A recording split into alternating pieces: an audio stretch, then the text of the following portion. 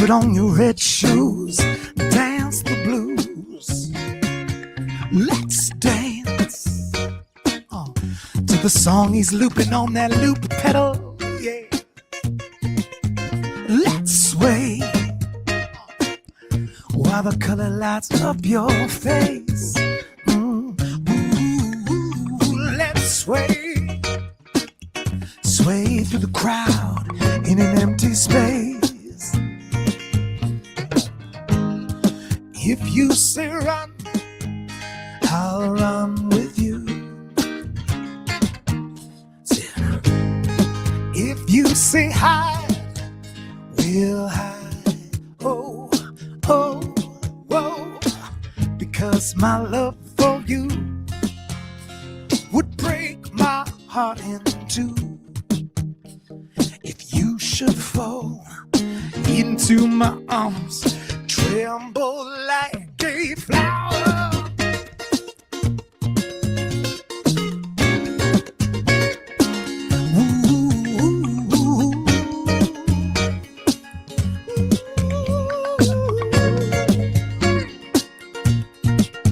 Let's dance for the fear that your grace should fall. Yeah, let's dance. Oh, for the fear that tonight is on. So let's sway. You could look into my eyes.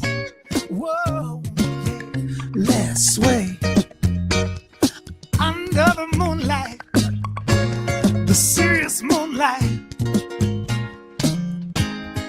If you say run, I'll run with you. If you say hide, we'll hide. Oh, oh, oh, because my love for you would break my heart in two. If you should fall into my arms, tremble like a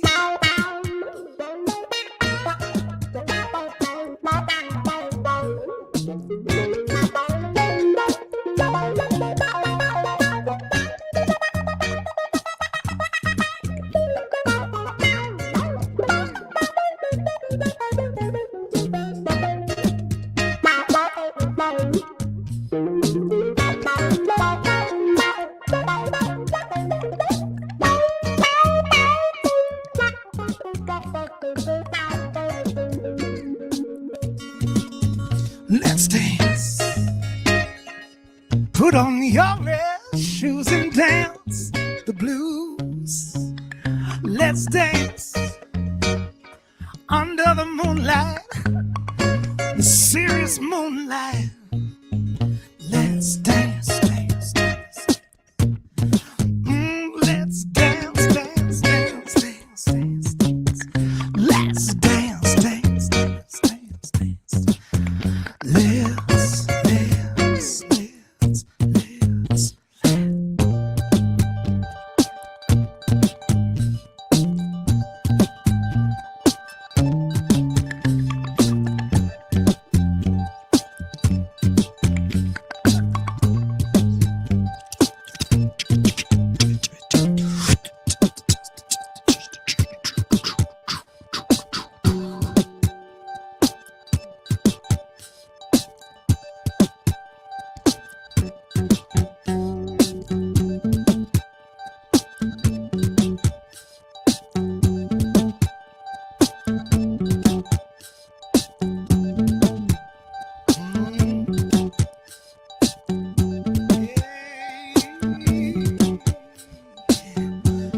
You may find yourself living in a shotgun shack. You may find yourself in another part of the world. You may find yourself behind the wheel of a large automobile. You may find yourself in a beautiful house designed on SketchUp.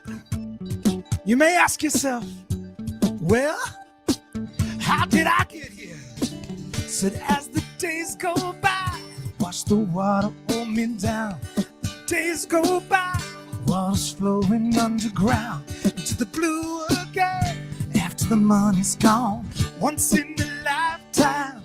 Water's flowing underground. You may ask yourself, how do I work this? And you may ask yourself, where is that large automobile? And you may tell yourself, this is not my beautiful SketchUp house. And you may tell yourself, this is not my beautiful SketchUp wife. So as the days go by, the water hold me down. As the days go by, the water's flowing underground into the blue again. After the money's gone, once in a lifetime. Water's flowing under, same as it ever was. Same as it ever was. Same as it ever was. Same as it ever was. Water revolving, water removing. There is water at the bottom of the ocean. Oh, yeah. Carry the water, remove the water. Remove the water from the bottom of the ocean. That's right.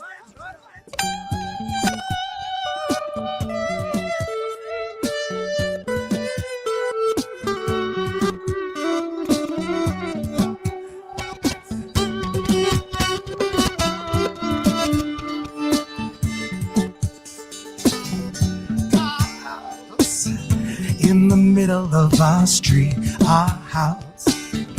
In the middle of our house. Yeah. In the middle of our street. Same as it ever was. Same as it ever was. Same as it ever was. Same as it ever was. Same as it ever was. Same as it ever was. Same as it ever was. Same as it ever was. Same as it ever was. Same as it ever was.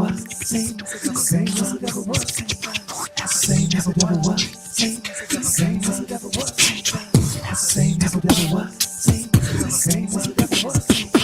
Same as it ever was. Same as it ever was. Same as it ever was.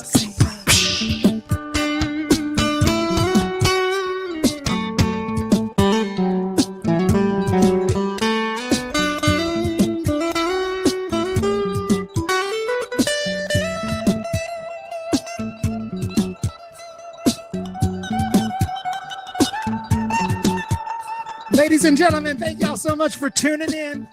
My name is Ben Hammond. You're here with SketchUp Fireside Chats. I'll see y'all next time. Thanks, everybody.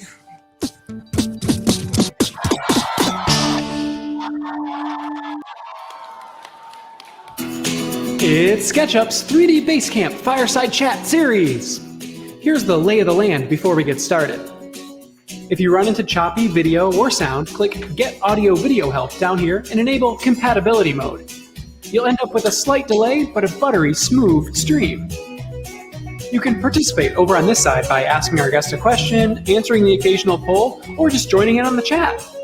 And in the middle, you'll see relevant links that'll change as our show goes along. Today's guest is architect John Melby. And now, your hosts, Aaron Dietzen and Tori Hassan.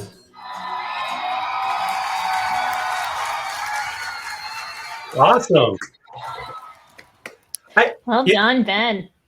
Yeah, I feel like sometimes we launch into this and we don't remember to stop and give Ben. I mean, the AV was a little goofy. Like, I'm like, wow, how's he talking in the mic so clearly when he's bending down like that? But wow, to hear the band that is the one man named Ben, that was pretty sweet.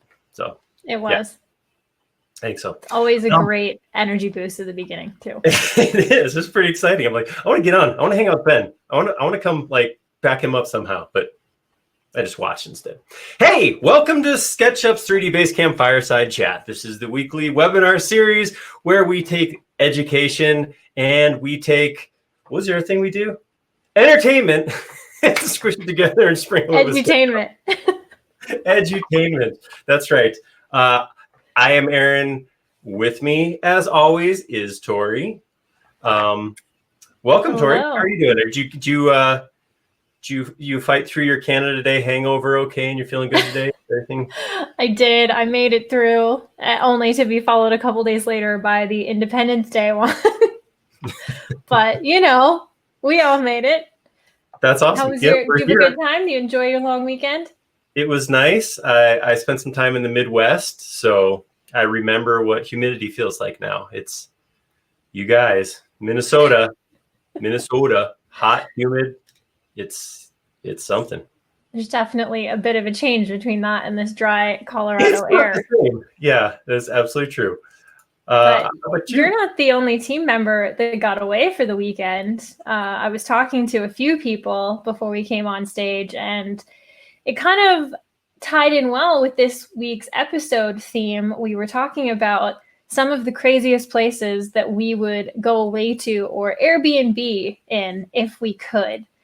And we thought that might be a great question to put to you, our audience, today. So if you look at the poll down below, you'll see a couple of the suggestions that we came up with, places that we wanted to check out, and we want you to tell us what would be your ideal crazy Airbnb location. That's right. And suspension of disbelief plays heavy into the selection of this poll. Let's just say we'll cover the cost of interstellar travel or time machine. And where would you want to go? So if that's the case, like where would you? There's some cool options on there. There's definitely some spots that would be a lot of fun. Do you have especially if SketchUp is going to foot the bill. So go for it. Yeah. If you do have sites that aren't in the poll too, just go ahead and throw them in the chat. If you think there's a cool place that other people would enjoy. We actually had a list of like 20 to start with, so this has been whittled down. We had to pare it down. While you're brainstorming, let me tell you, Aaron, a little bit about our guest today. We're going to be joined by residential architect John Melby, who is coming to us from Oregon, Wisconsin. I didn't know there was another Oregon in addition to the state of Oregon. I'm learning something. That's right. Edutainment. That was my learning fact for the day. Although John started his childhood on an Olympic development soccer team, he now works professionally as he works in custom home design. And so he uses SketchUp to model and to present designs to his clients, as well as using it at home in his free time for some of his personal projects. I'm loving all of these architects that just can't get enough of SketchUp. This is really great. That's awesome. It is. In his session today, John is going to be taking us through how he creates massing models for presenting his designs to his clients. And we mentioned this before, Tor. You and I talked about this, but I just got to call it out. This is the second architect we've had on who previously had a serious investment in soccer/football, and I thought that was interesting. You know, if I was a betting woman at this point, I think I'm going to start having to link the two when I hear this. It's 2 out of 4. I mean, is this going to be another soccer stadium and recruit for architecture school? Recruit for architects. Apparently, we've done the research for you, everybody. Market research done. Correlation drawn. Okay, yep. Let's look at the polls. Oh, I'm a little bit surprised, but it looks like the space station has almost half the votes. International Space Station. I was a little surprised. Following it up would be my first choice, the Hobbit hole in Bag End. If I had the choice, I think that would be the coziest place to just like get away from everything and just be calm and eat. I mean, that's what vacation is for, right? Yeah. Getting away from everyone and second breakfast. I don't think there's a better place to do it. I think the space station would cause a bit of anxiety for me, so I don't know if that would be calm for me. Yeah. If I wanted an adventure trip, that is definitely where I would go. Yeah, definitely more of that. Yeah. 100%. Well, let's do a second poll today. Let's get crazy. Why not? Why not? So last week, those of you that joined us will remember that we introduced to you our brand new Fireside mascot, and we enlisted your help in naming him. So what we did is we took all of the names that you submitted and we whittled them down to our top 5. And now we need your help to choose the winner. And while you're voting, all the names are in a poll down below. While you're voting, we're actually going to bring our mascot up on stage to help us select his new name. So give me a second here. Let me get his camera. While Tori's set up, you may have to scroll past the first poll. The first poll is still up there, so you may scroll on the bottom, and then you'll see the mascot name poll. So we're going to try to get All right. Do a fox. I think I got him. I think he's ready to come and join. Oh, There it is. perfect. Is it working? Oh, yeah. There we go. Bring on the applause. Keep it going for me. All right. Here we go. Hey, everybody. Hey, Fireside Chat. How you doing? Hello. Unnamed fox mascot. How are you today? Oh, I'm so happy to be here. I'm a big fan. You know, I've been watching since last week when I was born, and I'm just so happy to be up here on stage with you guys. Thanks so much for having me, you know. We're happy to have you. And we're hoping to end this with a name for you, but we do need to kill some time while our audience goes into the poll and picks their favorite name. So, yeah, that's a good point. We need some time to get into the poll here. I'm going to put my own. I got a good idea for a name. I'm going to prop it in the poll. Let me come up on this little keyboard over here. Here we go. Somebody vote for this one on there. Yeah, so I'm a beautiful fox, as you guys all know, of course, and you know, as this is the international SketchUp TV show, I want to tell you some facts about the internationalness of foxes, because as we all know, foxes are from every continent except the bottommost continent in the world, Antarctica. Isn't that right, guys? that makes sense. Yeah. Yeah. Arctic foxes, not Antarctic foxes. That's a thing. It's That's in the right. name. Very true, very true. And everybody loves foxes except for Australia, because in Australia we are considered an invasive species. Any Australians out there? I got a bone to pick with you, you know? I have heard that you're not allowed to hunt foxes in Canada, though. That's what I've heard. I think that's true. I do. I think feel that's very true. at home on Tori's desk. There you go. No, Yeah, that's why no I'm fox keeping you hunting. safe with me right here. I very much appreciate that. All right, keep on the poll. Everybody, make sure to get in that poll and vote for the very best name, because I want to be the nicest fox in all the world. We do have some votes. This is good. All right. All righty, so what do you think? Let's Call it. down to it here. We got the drum roll. Everybody bring the drum roll at home. Bring the drum rolls in. What am I going to be called? What's my name? Mr. Unnamed Fox is now Scoot. Scoot the fox. I am Scoot. I've always been Scoot. I am Scoot. Our Scoot. It's official, and we're sticking to it. You guys have voted, and we are gonna acknowledge that. We Scoot the fox. And congratulations to Monica Abro for suggesting the winning name. If you check our chat there, you'll see a link to our events team's email address. You are going home with your very own Fireside Chat hoodie. Ooh, that's gorgeous. Pretty good, right? Wow. Awesome. Monica? Great job, Monica. Monica Abro is who suggested that title. So you didn't even know you could win something. Okay, at the time, we didn't know you could win something. So, but now we've decided it's official. Monica, get in touch with us and we can get you your present. You're a big winner. Prize. Thanks for Thank joining you, us, Monica, Scoot. for granting me a name. I'm so thankful to everybody who put a name in, but especially Monica. Oh my gosh. Speaking of, I'm gonna scoot on out of here, guys. Okay, how's that sound for you? Pretty good. Thanks for stopping by. Pretty good. Great to All see right. you. Wow. The production value on the show Just incredible. won't stop rising. It is amazing.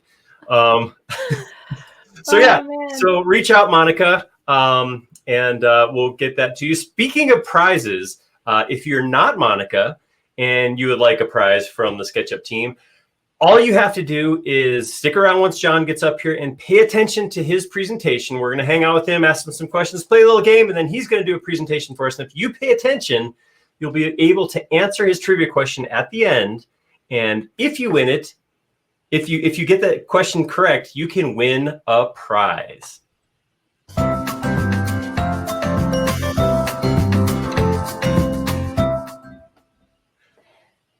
Guess what the prize is going to be, Aaron?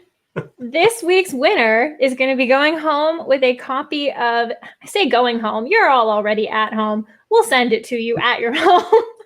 No, I think we'll come pick it up. That just sounds like a little more fun. Come visit me to get it. No, you are going to get a copy of SketchUp for Dummies, written by Bill Fain, Mark Harrison, and Josh Riley. And Don't let the title fool you. Whether you're like me and you're a total SketchUp newbie, or you have been doing this even longer than Aaron, there is something in here for everyone. So make sure that you're paying attention and click on the draw for that trivia question. All right. That's me good. So, with that, I think we've done everything we need to do to clear the stage. It's time. So let's bring John Melby up on stage. Come on up, John.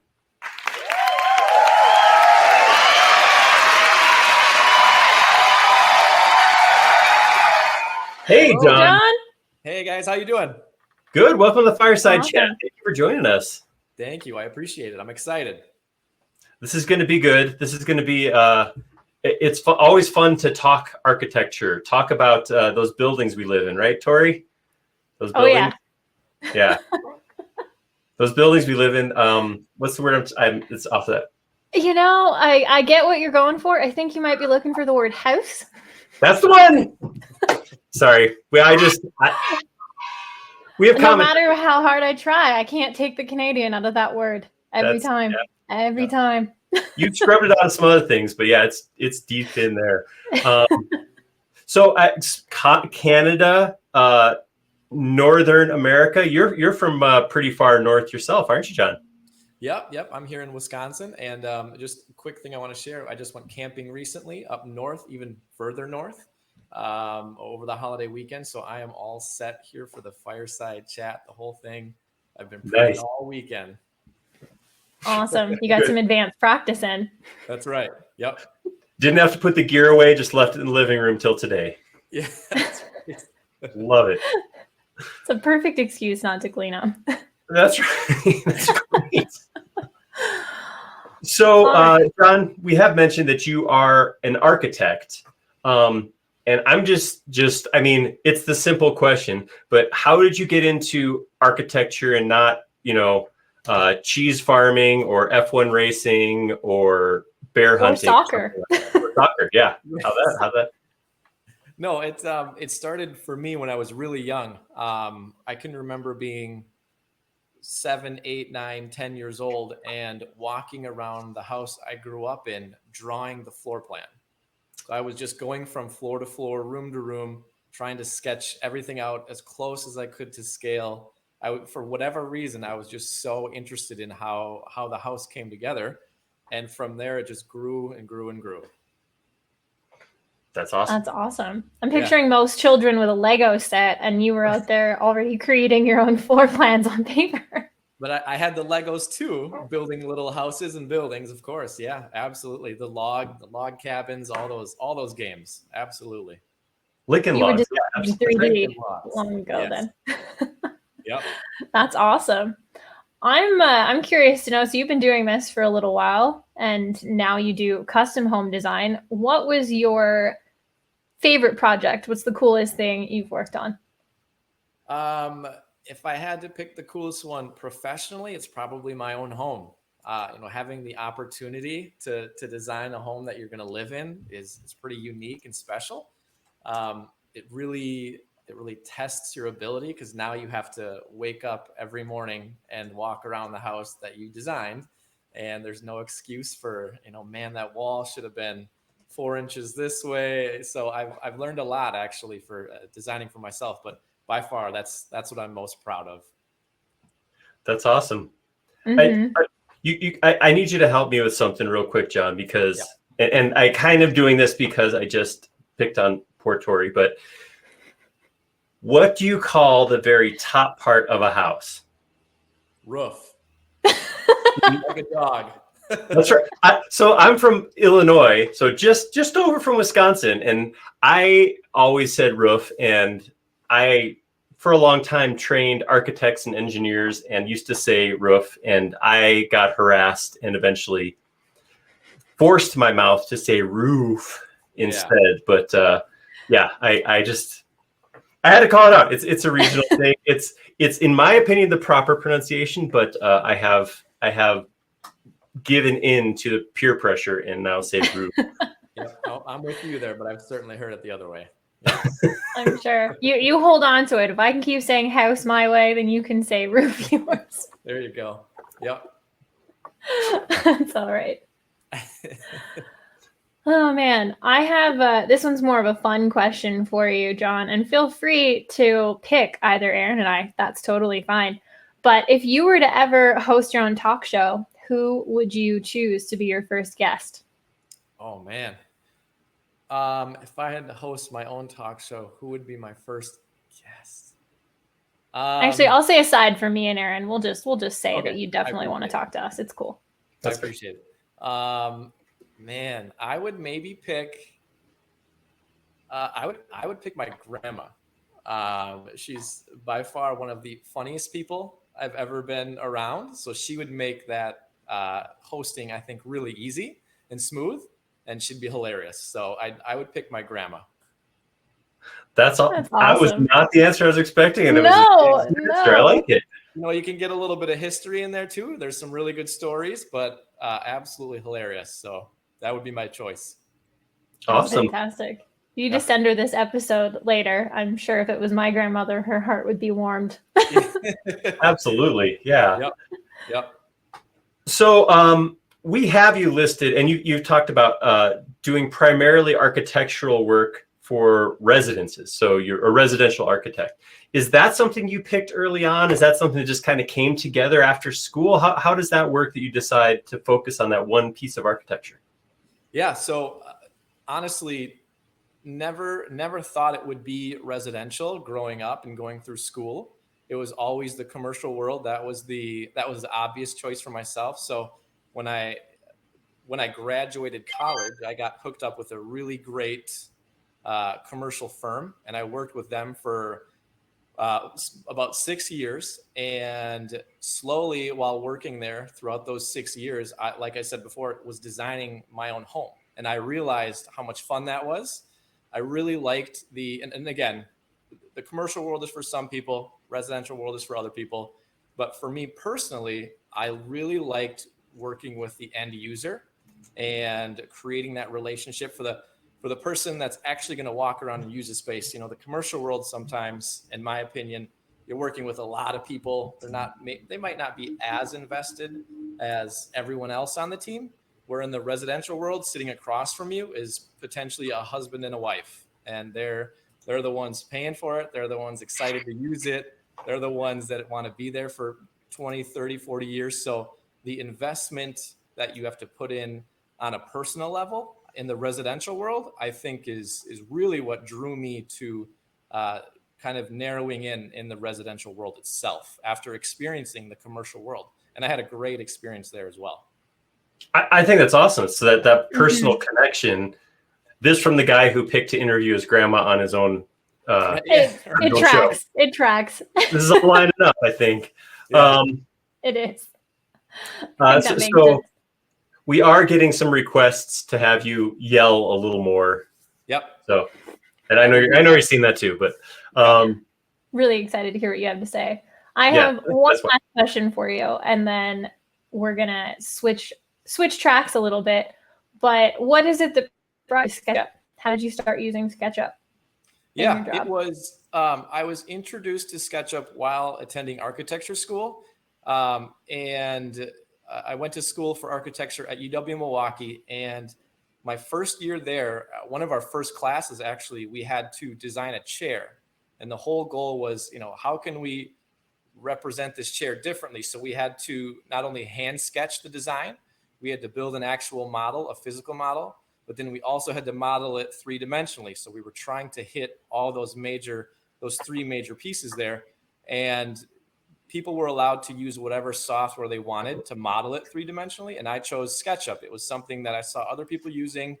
It seemed really user-friendly. So I got into it at that point, and I've been using it constantly ever since. That's awesome. Yeah. Good first experience. That's great. Yep. Cool. Awesome. Well, if you don't mind, we'd actually like to play a little game with you. Think that's okay?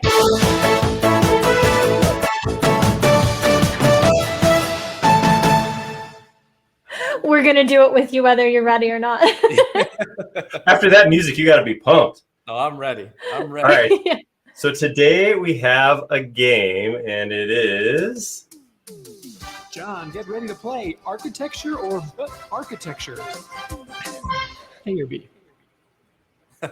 Okay, so the name came up after we put the game together, and we realized bark was in the name, and we really should have incorporated dogs, which we didn't do. So I apologize to dog lovers out there who are looking forward to barkitecture being related to dogs. It's just architecture with a B in front of it. So anyhow, here's how it's going to go. Tori and I are going to drop off the screen, and we're going to put a couple of images up on the screen. And you're going to tell us, as a trained residential architect, which is better, what you're seeing in option A or option B. And maybe we'll even get into a little bit of why. But that sound good? You can handle that? Yep, let's do it. A or B. All right, here we go. Okay, so we are going to go, we're looking at the same house, a little bit different. We're going to jump to scene 1. All right, you see a difference here? Yep. Which one would you go with, A or B? For me, it's A, and it's a slam dunk. That is correct. Generally speaking, the siding goes on top and the stones go where gravity wants them, as low as possible. Mm-hmm. Right. When you think of those two materials, stone is so heavy, siding is lighter, so naturally you want to kind of offset the two with the actual elevation, right? That makes a lot of sense. I get it. I'm learning. I've learned. Edutainment. Yeah, off to a good start. Let's move on. Scene number 2. Okay, so I got to explain a little bit there, but you can see in the window that there's actually a stairwell there. So window at the stairwell in the middle of the house or not? For me, again, another slam dunk. This is an easy one. I would do A. There we go. Yeah. See, just real quick, it's if you're going up and down a stair, that's circulation. That's something you do so many times throughout the day. If you can get a little bit of daylight at the end of that hallway, just to, look outside, enjoy the weather. Daylight's always great. So A. Awesome. All right. Moving on. Scene number 3. You're on the back of the house. Would you prefer a nice wood deck or a fiery pit out the back door? Oh, I'm going to say A, but I do like the idea of the fire pit, just not maybe quite as aggressive as what I see on B. Smaller version would be okay. Yeah, maybe you can combine the two somehow, but maybe a little safer, Okay. So more s'mores, less hell pit. Absolutely. Yeah. I'm taking notes. All right. On to scene 4. Come around the house. And this is about windows. Did you go with the smaller window or the larger window in this case? I would go with A. I would want a little bit more privacy in that function.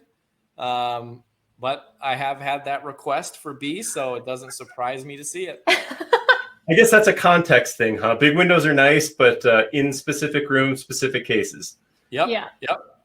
Absolutely. I guess if you're sitting lakeside versus neighbor's living room too, that's probably right. If you've difference. got 30 or 40 acres too, you're a little more comfortable with the bathroom.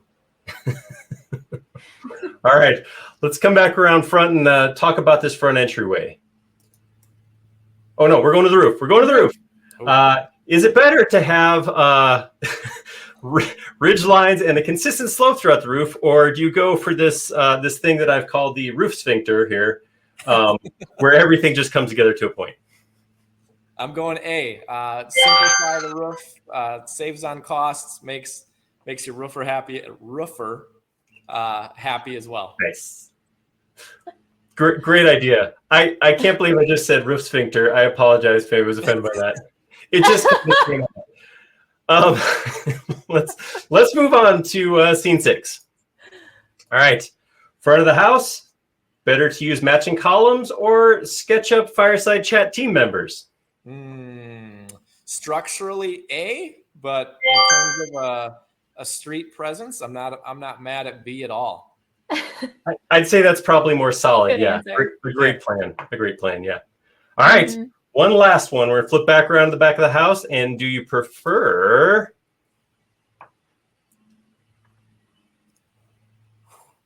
B. All right.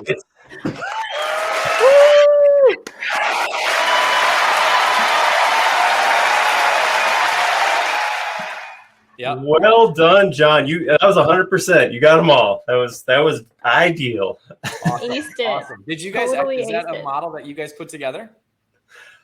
That was something. Yeah, that's actually my All own house. Aaron.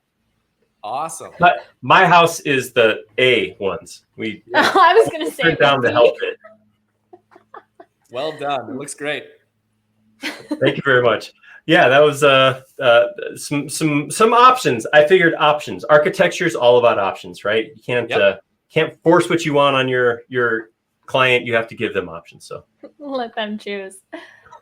All right. I think that we're just about ready to hand the floor over to you, John. So a quick reminder to everybody in the audience, if you have a question that comes up during John's presentation, put it into the Ask a Question box down below.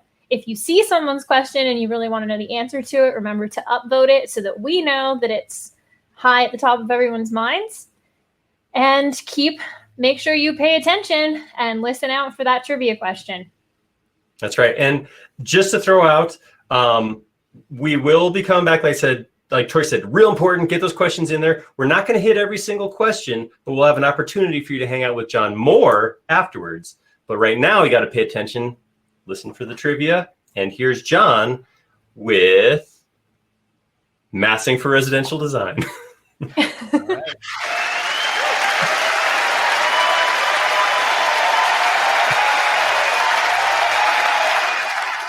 All right, I'm just going to get my screen set up here.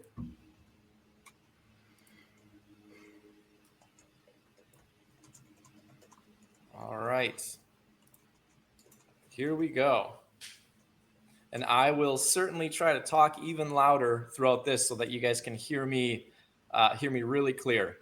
So like Aaron just mentioned, this is massing for residential design. And the whole goal here is to generally just think conceptually. We're not going to dive too much into the details.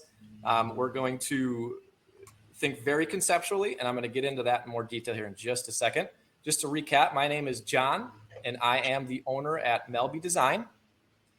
We design custom homes across the country. We've had a lot of really great opportunities locally here in Wisconsin, but then we are also branching out. I am, again, from Wisconsin and office here in Oregon, which is a suburb of Madison. And I attended the University of Wisconsin-Milwaukee for my architecture degree. And I did start using SketchUp there in 2008. I use SketchUp for every project at our company in different phases, which I'm going to get into, but then also projects at home, whether I'm building furniture, finishing my basement, anything that I can do where I want to graphically maybe display something to my wife with an idea, or I am doing material takeoffs for a table that I'm building, whatever it is, I am constantly using SketchUp. I have heard SketchUp referred to as a marital support tool for sure. Yeah. And that, we get into a lot of that too with my actual company itself, where it does help solve the question between the husband and the wife, whether something looks good or not. It is an absolute tool that I use, and it helps a lot. Let's just say that. So like I said, we use it on every project throughout the project. But if I was to break it down into two really main phases, it would be at the front end and the back end. So at the front end, using SketchUp is more conceptual for us, whether it's a massing study, a solar study, you want to see how the sun is hitting the deck while you're grilling on July 4th. It's a great way to try to figure out new details. And then towards the end of the project, we're using it in the presentation mode. And this is where we are revealing our design from the exterior to our clients, whether it's for presentations to them or it's for a review board to be approved for a certain neighborhood.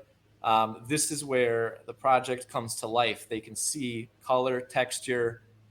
They're spinning around the model, and they actually see the house sitting on their property. And the goal here is, they immediately fall in love, and we've done a great job, and we continue forward. But today, specifically, we're going to be focusing on the conceptual portion.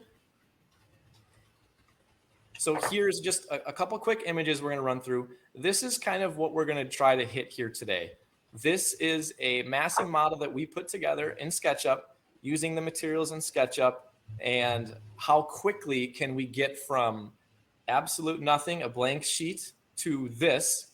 And then the whole concept, again, conceptually, it's a throwaway model. We're trying to learn. We're trying to get somewhere quick, learn something new. If it doesn't work out for whatever reason, it's gone and we try something different. This is essentially hand sketching on a computer. That's how we approach this phase is let's just do something. Let's come up with an idea. We have a list from the client with the rooms. We can take guesses on those. Getting drilled down to the details and the specifics is not what we're trying to do for this conceptual portion. We're really focusing big picture fast. Let's generate something to then move on to the next phase. This next image here is just kind of a quick humble brag for SketchUp. This is Revit. This is where we do all of our construction documents. All of our detailing is handled in Revit, but then to display a design that we've done to a client in Revit is not as easy. This is the exact same house, but in SketchUp. So if I'm trying to relay a message to a client and I'm trying to explain the front elevation, the garages, how it's going to sit on the property, this view is substantially more helpful. So we obviously need to figure out elevations, understand what's going on, figure out the details of it. But when we can, as quickly as possible, we get into this phase because this is really what sells the project to anybody. Right. That's the professional view versus the consumer view. Yep, exactly. The construction document versus the presentation. Exactly. So let's get started with the lesson here. I'm going to pull over my SketchUp tab. So again, we're going to focus on the conceptual side of things. So every time we all open up SketchUp for that first time, brand new project, what do we see? We see nothing, right? It's the space in SketchUp. It can kind of be intimidating. Where do you begin? How do you start? Where do we go? And this is my most exciting phase because you just got to start somewhere. You got to do something. So what we're going to do is I'm going to walk through some massing. We're going to come up with a quick mass with a first floor, a second floor, a roof, and then we're going to multiply that, copy it, rotate it, manipulate that mass a few different times to start to get what is the front of a house. And then maybe we'll learn something what we've done. So first thing I'm going to do here is I'm going to grab my draw tool and I'm going to start with a very generic room size. We're going to go with 15 feet wide. And again, we're thinking very, very conceptual here. We're going to go 30 feet deep. We'll come back across with 15 feet wide. We're going to close out that box or that rectangle rather. I will immediately make this a group so that it's easy to push and pull, move around. And some of these steps that we're going to go through here today, I'm going to have to go through somewhat quickly. We're thinking conceptual. We're not going to focus on the construction side of things, the floor thickness, wall plates. We're going to have to breeze through those. This is certainly not for a beginner, this portion. But with some of these quick, easy tips, it can help the beginner get somewhere pretty quickly. So again, we've got our base in here, which is our floor, and we're going to start to create an actual mass here. So we're going to start to extrude out of the floor here. We're going to do 12 inches, and we're just calling this our first floor. Now we're going to extrude again. I'm going to hit Control so it's copying that extrusion. We're going to go 10 feet. And what we're saying there is our first floor for this house is going to be 10 feet tall.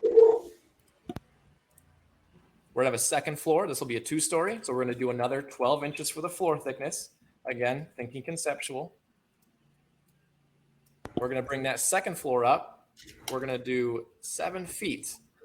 So you're not separating these into separate pieces. You're not concerned about pulling them apart for interior finish or anything. Now, just conceptual is just one big mass. Yep, exactly. This is an exterior massing. We're not worried about how where the door is on the interior. We're really focusing on this front elevation, the exterior side of things.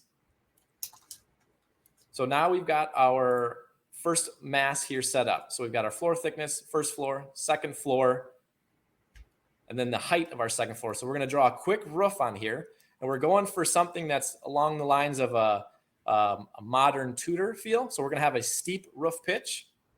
So I'm going to just start to draw a very generic roof pitch here. We're going to have a 2-inch overhang, so we're going to keep it pretty tight. Now we're going to figure out our rise and run. So we're going to come up 14 inches. We're going to come over 12 inches, and we're going to connect that triangle. And that is what creates our roof pitch right here. Rise of 14, a run of 12 for a 14 to 12 roof pitch. I'm going to make that a group immediately again, so that we are separate from the house itself. So these can operate independently. I'm going to continue that line work up and past, so that now we have the roof pitch on one side. I'm going to copy that to the other side. I'm going to flip along the red. Nice. So now we can start to see this roof pitch is coming together here. I'm going to bring it back so we still have that 2-inch overhang. And then I'm going to connect the triangle, close it out. And there we have our quick mass. I'm going to give a quick offset here of 3 inches, and I created a 3-inch fascia there by doing that. And again, we're thinking somewhat technical here to try to get this set up right. But then after we do this, we'll be able to get a little more conceptual again. So, I mean, there's still like the acknowledgement of how this has to be built, but you're not getting too hung up on all the perfect geometry for framing or anything like that at this point. Exactly. This is again a throwaway model. We're trying to learn. So the actual details of everything are not important, but we absolutely want to make sure that we have a good base, that we have some sense of reality, because that's the power of SketchUp here. Right. Cool. Hand sketching this, it would be even more vague and more loose.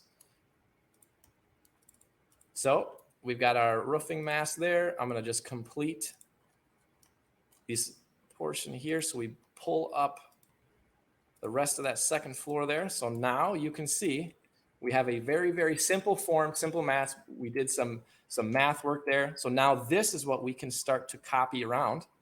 But before we do that, I'm going to slide over here where I've got things preset. We want to get our windows in here. Now, again, in an effort to speed things up here, I've already created windows. So there's some things that you'll have to figure out on your own. But I'm going to pull one window in here as an example. And that's I'm going to center that window. There we go. We're going to give this a head height of 7.5 feet. So you can see we'll have some clipping on the interior here. We're thinking modern Tudor. So I want to pull that roof down a little bit to create some interior character. We're going to carve out the opening for this window. Modern Tudor. So I'm thinking brick finish. So we'll pull that in. We're going to push this window in. So now you can see that the window has the sunken feel, right? It's recessed within the brick itself, but has some depth to it. Again, just a small level of detail that's going to help translate this design to a client. We're going to create a little header, a little sill on the bottom, again, thinking brick. And as we pull back, we can see now we've got one more layer of detail. That's cool. Next Yeah. thing we're going Quick. I mean, oh, go ahead. it's fast. Yeah, right. And this is where it gets even faster now because we have something created. Now with this, to keep this whole idea going, we've already put in all that effort of one model. We've got it all figured out. Let's copy that. And we can rotate that mass. Again, we're just thinking quick and rough. What's a good idea? Try something. If we don't like it, we can always update it, revise it. This is a good illustration on why you should group things too. You just grab those building blocks and slide them around. Exactly. So now Do you with ever- this, oh, go ahead. Oh, so I was just going to ask, do you ever do any of this live in front of clients? Like, do you give thought when you're putting this together to being able to make quick changes when you show them? I try not to, just for the fear of something looking wrong or off, or, it's always best to come with a solution, I feel like, as opposed to trying to figure it out in front of them. Yep. But great question. This is a little too preliminary, probably, right? Right. Yep. So now when I'm thinking modern Tudor, I'm thinking there's a lot of solid and void. And by that, I mean heavy brick, heavy masses. But then how do you play off of that a little bit? You bring in the modern touch, and maybe we want to create some lighter mass. So the void being glass. So let's pull these two apart. We've got solid piece here, a solid piece here. And I'm not even really worried about that window because I can't even see it, right? There's that window from this piece, but I'm not worried about it. I'm really focused over here. So now we have that void. And again, in an effort to speed up this process a little bit, I've already created this next piece. So now you can see the void that I'm talking about, which is the glass. So we've added another layer of detail on this first floor. So maybe now we've got an office on the first floor, a bedroom on the second floor. We've started to create a body here on the other side of the home. And now we've got a piece in between this void, this connection, a piece of circulation, perhaps, that gets you from side to side. And now we want to think about, maybe we want to pull a next piece. We want to copy this one again, pull it over on this end, and maybe we want to start to bring down the human scale of things. We've got two-story pieces, so maybe we want to introduce a single story element, maybe for an entry, bring the scale down to a human level. So we're going to jump ahead to that next one, but keep these three pieces in mind. Again, three separate groups. So as we slide to that next piece, you can see what I did was I brought this mass right here, and then I pulled it down. We're introducing another level of detail here with a window. Again, it's the same window. I brought it through. We're looking at some windows on the end of this gable now, perhaps another second floor bedroom. Thinking about a fireplace in this front corner of the home.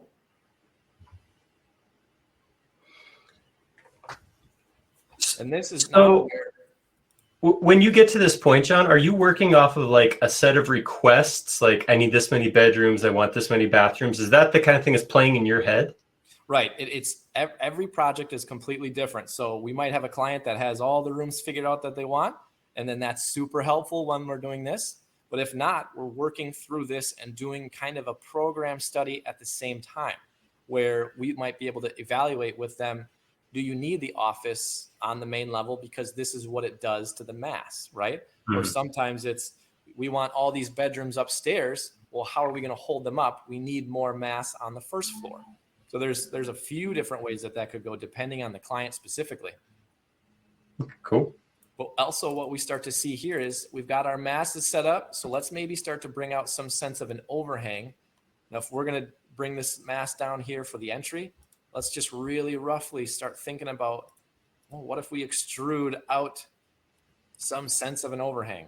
And maybe we wrap it around this corner. We want to maybe start to pull this all the way through and just really quickly, again, typically that cover for a first floor is right at about second floor level. So you can, again, really quickly extrude that volume that we had created right away. And now we're using that as an overhang. And obviously we'll have to get some columns in here to help hold that up. And that's what we're going to look at here for this next phase. So we've extruded that element out. So we have a cover now. We're starting to look at a sense of an entry with some posts. We've also brought one more layer of solid in, and you can see it here, over here, how it kind of starts to leak around the corner. And that is acting again as a solid. So this now I start to see materials. Now I start to see brick happening up here. Maybe this is a concrete or a different kind of heavier element that separates itself.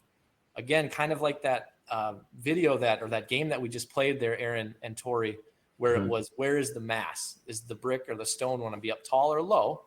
In this case, the whole house is brick with some perhaps stone or some wooden elements. But let's get even heavier and maybe introduce a finished concrete that reads actually heavier than the brick does.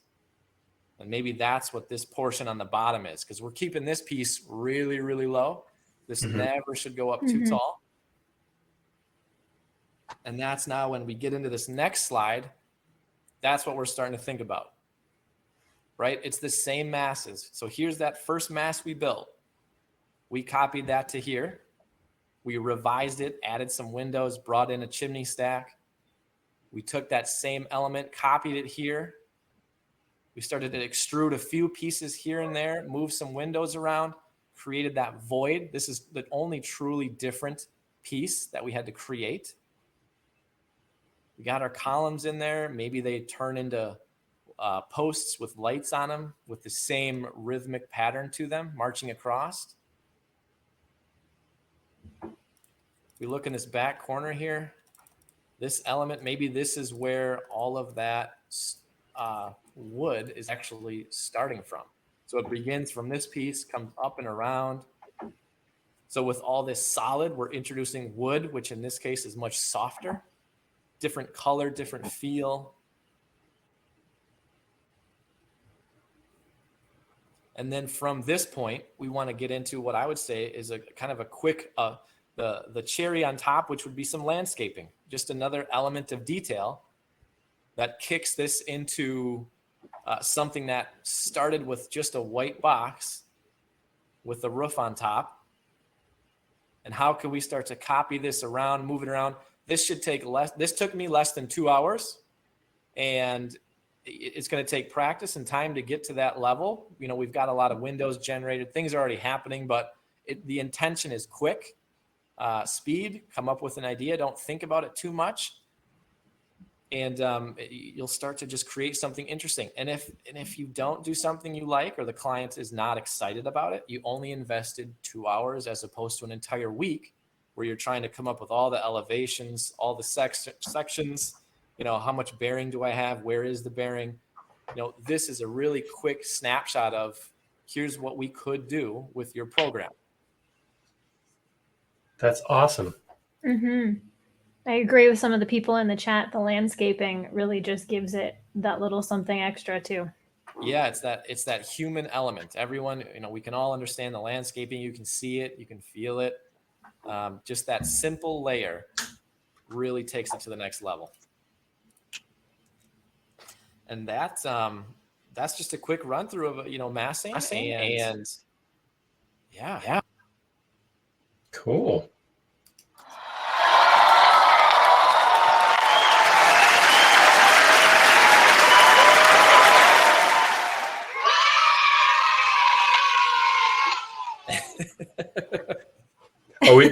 We totally ruined the surprise there. Like Tori and I have practiced clapping without making a sound, so it looks like I didn't mean to peek behind the scenes there, but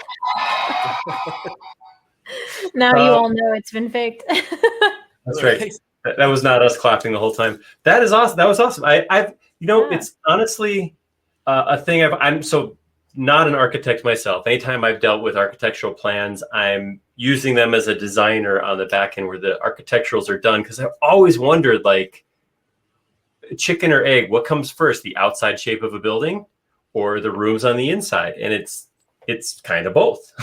Right. Yep. It could easily be both.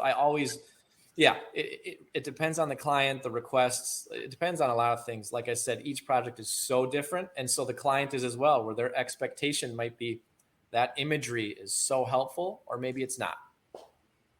That's awesome. Yeah. So we do have questions in here, but before we get into those questions, let's do our giveaway. So one more reminder, what you're playing for. What's our prize?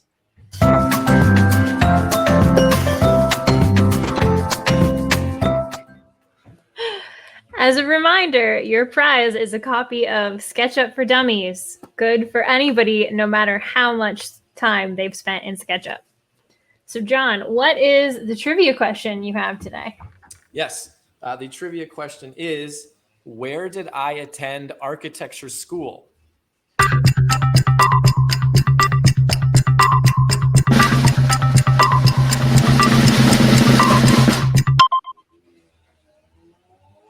Keep an eye on the chat. Oh, all right, we got one. We had somebody that was close, but we wanted the specific answer. So I am going to call out Philip, no last name, in the chat here with UW of Milwaukee. All right. Great job, Philip. Well done. Thank you, everybody. Philip, to claim your prize, make sure you send an email to our team at events@sketchup.com with your name and the episode number, and they will get you all hooked up. Awesome. Well, hey, we had quite a few questions come rolling in, and we got about a few minutes to answer some. So we're gonna go ahead and dive into some of these and ask John for questions. A reminder that when we're done, we're not gonna get to all the questions. We just don't have the time, but John is gonna go live on Instagram immediately following this episode, and you can get on there and ask me your question if it doesn't get covered right now. So let's hop in and look at what is the most asked question. The number one upvoted question was, do you use SketchUp for construction drawings as well, or just the initial design, modeling, and rendering? I specifically leverage SketchUp for presentations and massing studies. When we do our actual construction documents, we are using Revit, which is an Autodesk product. But then, like I said, all of our final rendering, SketchUp everything that we do rendering wise is SketchUp. Okay. Hey, multiple tools in the toolbox, right? That's right. Nothing wrong with that. That's right. Yeah, not at all. I like this one. This ties into what you were talking about at the beginning and partially why you got into residential modeling. But somebody asked if you get the same satisfaction with each customer design or if there are some that you get more attached to than others. With respect to just my own home, that one I got pretty attached to. I think that's fair. No, I think they're all, every client, every project I've done, I've invested the same amount of effort in, and then the satisfaction of walking through that house with them at the end or driving by it, showing my kids, it's always the exact same amount of satisfaction, which is very high. Yeah. That's awesome. It is. I'm going to be a little biased and pick this out. It may be a very short answer. Do you use a 3D mouse in SketchUp at all? I do not. No, I do not. Well, then the actual question is which one do you use? But that takes care of that. Yeah. Kind of a moot point. Then I'm going to, since I didn't get to really ask a question, or you didn't get to answer a question from me, I'm pushing Tori around. No, the question next to it was, what rendering extensions or software do you use? Yeah, we'll use Lumion when we want to get that final realistic, where the water actually looks wet. But we use, after our first round of design, we actually use the level of detail that I just showed you with SketchUp, because we want it to read, again, SketchUp right in the name, we want it to read a little more sketch. So it's not appearing like we're done and it's final, because sometimes that makes the clients a little worried, okay, we're done. But that final realistic approach is Lumion. Okay. That's interesting. So they're more hesitant to give feedback or a little bit more worried about it. If it looks like you're finished, this is it. Yeah. And it's the same with, printing out that plan in Revit where it's hard lined and it's dimensioned versus a hand sketch. It feels a little more loose, a little, you can ask questions about it, a little more comfortable. We've heard that from multiple people. It's you're kind of like a psychologist here, diving into the way brains work and how to set up your model for a proper amount of feedback, because it's interesting to hear that people will be like, oh, it's rendered.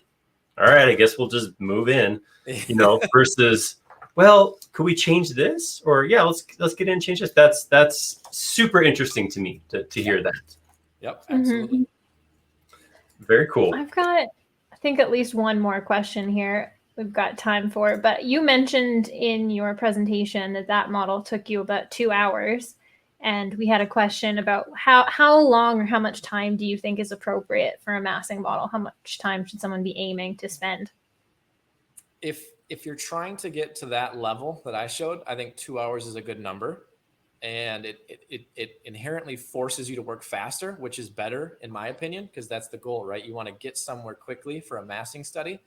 So I always try to keep it under 2 hours. And I don't always get into even the color or the materials or the landscaping. Sometimes I leave it as a white box. It avoids, because someone might look at it and they might not like brick. and then nothing else matters, right? Because we kind of Right. miss the point of the massing. So sometimes a white box is the best, and that's even quicker. That's what, do you set like a hard time, a physical time for yourself? You're like, all right, 2 hours, and then like, is that like a go no go point? Do you stop and step back and go, yeah, another 20 minutes, or are you like walk away at 2 hours and come back later? I walk away. I there's no timer set. I've done it enough now where I kind of have it in my head, but I'm doing stuff like that in 30 minutes, and I'm walking away. The goal is, again, as quickly as possible. So I go through it pretty quick. Well, as a guy who regularly models things in 2 hours, I have a lot of respect for you. My recommendation is get a couple hundred people watching next time you do it. It's a different kind of pressure. Oh yeah. That's why I pre-built all my scenes, so I wasn't under that Just in case. Yep. Planning.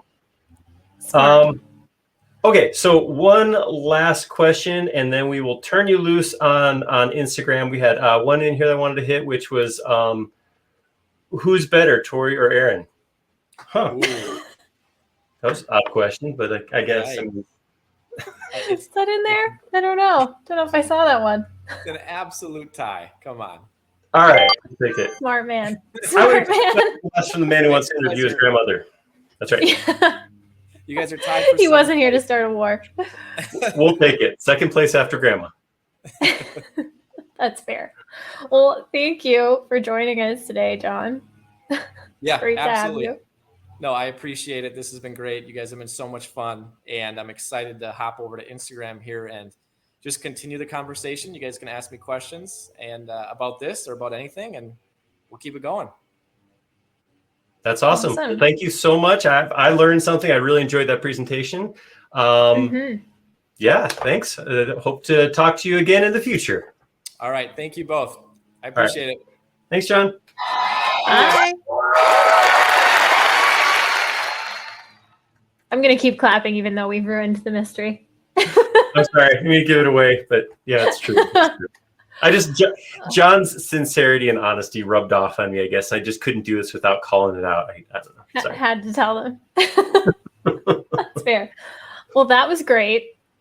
Man, seeing somebody do that and knowing that they can do it that quickly is humbling. Yeah. He's like, oh, I can only get through this. I have to see. I'm like, what?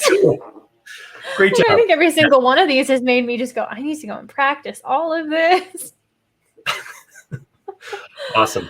Well, that was awesome. And thank you all for joining us. Please make sure that you come back and see us again next week when we will be joined by interior designer Camila Lopez. And in the meantime, click the link below and go on over and join John live on Instagram right at the end of this episode. That's right.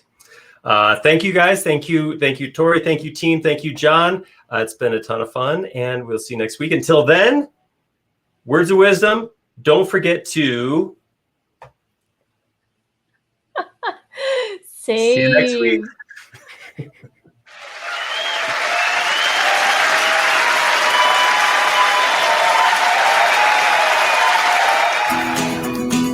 Thanks for joining us. Don't forget to come back next week when we talk to interior designer Camila Lopez. To keep the party going, head over to John's Instagram page now to chat with him live. Thank you for watching the Fireside Chat series.